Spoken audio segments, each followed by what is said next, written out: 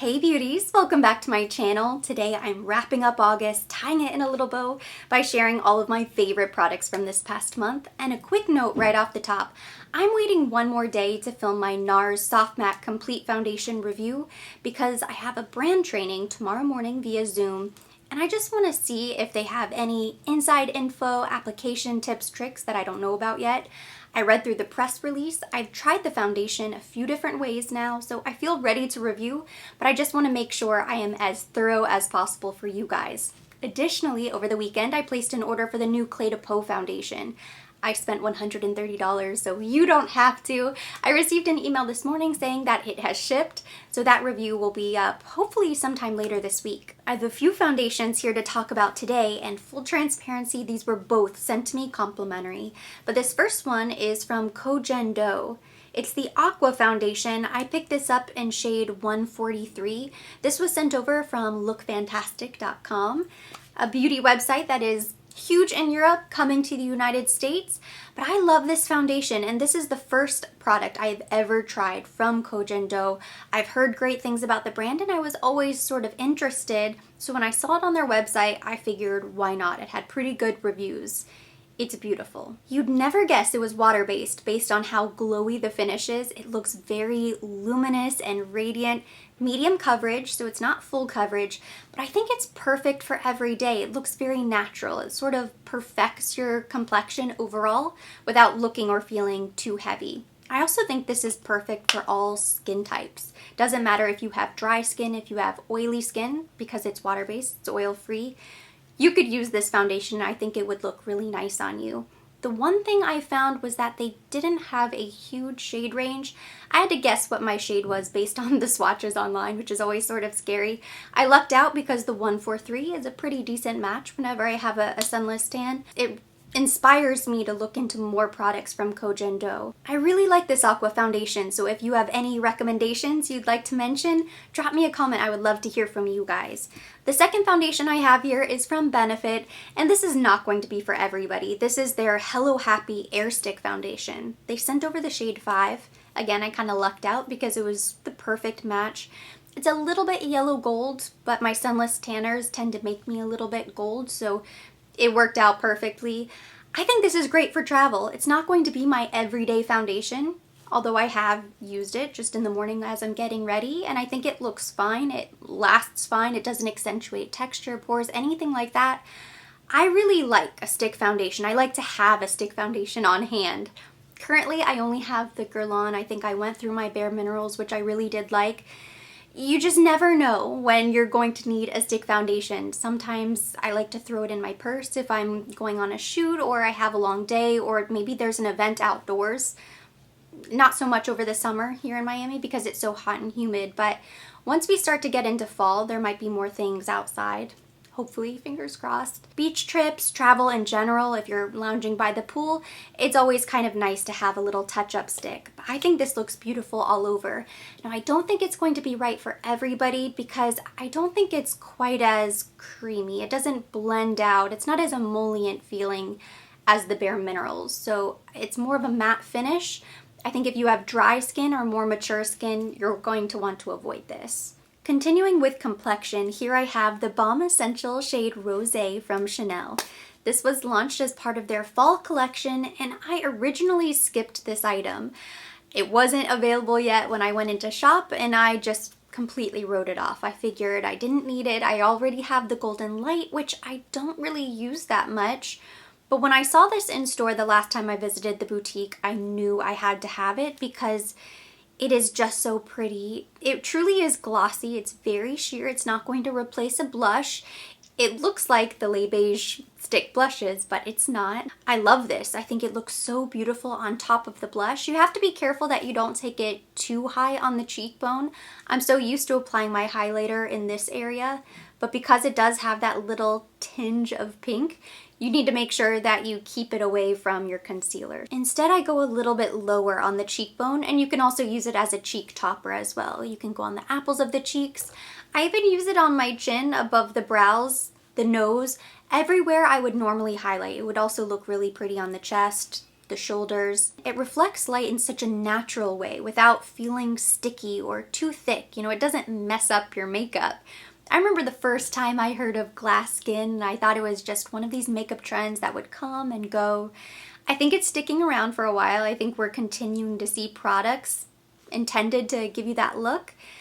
But I think the Chanel Balm Essential is one of the best, if not the best, for giving the appearance of glass skin or wet cheeks. Next up, I have this Giorgio Armani bronzer, and it's actually not a bronzer. They call this the Neo Nude Fusion Powder, and it's available in a ton of different shades. So you could get this as a setting powder or maybe an under eye brightening powder if you could find a shade light enough, or you could go a couple shades darker and use it as a bronzer.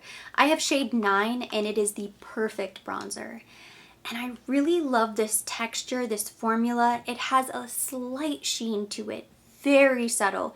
It reminds me of the Luminously Beige from Chanel in that it is so soft. It just kind of looks natural on the skin. So instead of packing on a matte bronzer, tons of powder, and having it look sort of dull, it's slightly reflective. So it really does look like your natural skin in light. I always say natural skin is not completely matte. So just because something has a matte finish doesn't mean it is more natural looking. This is truly very natural, and it blends really nicely and it builds up really nicely. Because it's more of a face powder, I think, it's very similar to the YSL 3D All-in-One Glow Powder. So if you already have that, you wouldn't need to get this, at least in a shade to set the face. That powder is a little bit more balmy, it's a little bit creamier. But Armani and YSL are sister companies, so sometimes they each launch a product that is nearly identical, just different packaging, so be careful. This Dior highlighter is sadly no longer available. It was limited edition as part of their spring collection. So this is the shade 001 Rosy Vibes. But the reason I'm mentioning it is because I want to say it is very close to the pink highlighter that is always available. This one is maybe slightly more pink, but they have a pink highlighter. It's just a paler pink. It's the same formula. It's their Nude Luminizer. Yes, the Dior Skin Nude Luminizer. That's what this is called. They just came out with a couple new shades, put a really pretty design on top, but I love this highlight. You can see I've hit pan, and it's somewhat hollow, so it's starting to crack completely. Hopefully this doesn't become a huge mess, because I love it. I would love to continue to travel with this and take it everywhere with me. I just dust this everywhere, all over my face, all over my body. It is such a beautiful color, and the pink is so soft and subtle. I think it photographs really beautifully. Next, I have the Vita Liberata Body Blur. This is the HD skin finish in the shade Latte, which probably seems like a strange addition to the complexion category. I like to use this for the body, but I actually really love to use this as a cream bronzer on the face. That is a trick that I saw somebody else use on YouTube. I tried it for myself and it worked, but it didn't just work, it was incredible. Because it's meant to blur, not only does it give you color, it makes you look very bronze and glowy, but it smooths out your skin. It almost gives you an Instagram filter, soft focus finish. There's no shimmer, it's not glittery, it doesn't feel oily, greasy, or sticky, and once it dries down, it's transfer resistant. You do have to be careful with white clothing. I would not recommend anything tight, but you could apply it, on your arms or on your legs if you're wearing something short. But for the face, it is incredible. Try it out. I know it sounds crazy. I wasn't sure which way it was gonna go. Sometimes you see videos online or you see makeup tricks and you can't really tell if it's just editing magic, but this one actually works and I highly recommend it. Moving on now to eyes, I have a nice variety here. Starting with eyeshadow palettes, I temporarily misplaced my second palette from Chanel from the fall collection. It's somewhere in one of these drawers, but I cannot for the life of me find it. So we're just gonna skip it, pretend I have it on hand. This one is 364 Candor A Seduction. I want to say Candor A Provocation is the other palette. It's the softer palette that I've misplaced, and I probably put it in a travel bag somewhere because that's the palette that I've actually been using the most. But I do love them both. This one is a little bit more intense. At first, I thought these palettes looked so similar. I thought it was kind of silly to purchase both, but when I applied them to the eye, I realized that the Provocation palette goes on like more of a daytime palette, and this palette is more of an evening palette. So there is room for both in your makeup collection if you don't already have a ton of similar colors. I also really love the quality of these eyeshadows. Chanel has come a long way with their eyeshadow quads. If you haven't tried them in a while, it's definitely worth revisiting. And I've heard really great things actually about the new Dior Quince. So now I'm incredibly curious. I'm probably going to pick one of those up soon because I've heard that the shadow consistency, the shadow texture is totally different from what they used to be, which was a little bit more powdery. But I love these shadows. They blend really easily. I never have a ton of fallout. They're pretty easy to work with, come up with looks. They're just beautiful palettes. Here I have the two eyeliners from One Size Beauty. I think of everything he has launched so far, including the makeup removing wipes and mist, these eyeliners are the best. This gel eyeliner is so soft and smooth. It truly lasts. Once it sets, it does not budge. The color is very opaque. The price is right. I think if you love a brown or a dark black eyeliner in the waterline, you are going to love these gel eyeliners. And this liquid liner, this Point Made Bodacious Black 24-hour liquid eyeliner pen, it's amazing. I want to say it's maybe $19. It goes on very easily, gives you a very precise wing. I have nothing bad to say about this eyeliner. I'm almost out of my Feline Flick. I will have this. I have a couple more. I think I have the Tom Ford.